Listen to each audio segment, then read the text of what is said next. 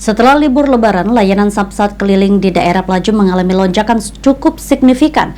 Warga antusias membayar pajak kendaraan baik motor maupun mobil.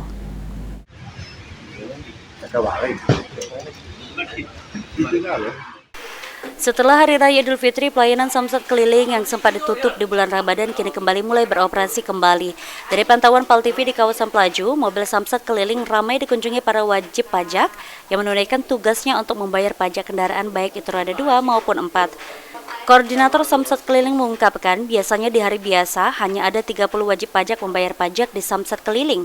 Namun setelah libur Lebaran, jumlah wajib pajak yang datang untuk membayar pajak mencapai 120 orang atau meningkat 3 kali lipat.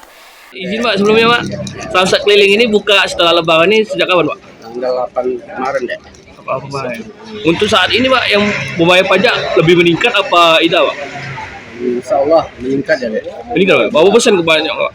Kemarin tuh 129 berkas. Untuk hari ini lebih banyak Pak ya?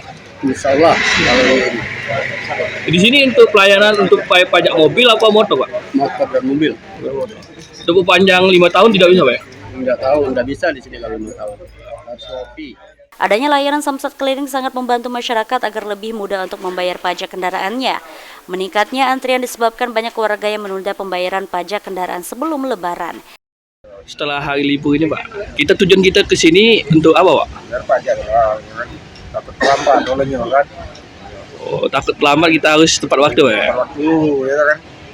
Di sini selain bayar pajak apa lagi Pak? Ya, tapi selama ini bayar pajak tuh kan. Oh, di sini apa tidak langsung ke Samsat pusat Pak? Gitu. Repot sana kan kadang nggak ramai kan. Di sini lagi rumah aku dekat oleh di sini lah, oleh di sini baik. Oh, jadi ambil ahli ke Samsat keliling Pak ya? Iya, dekat baik lah. Idham PAL TV.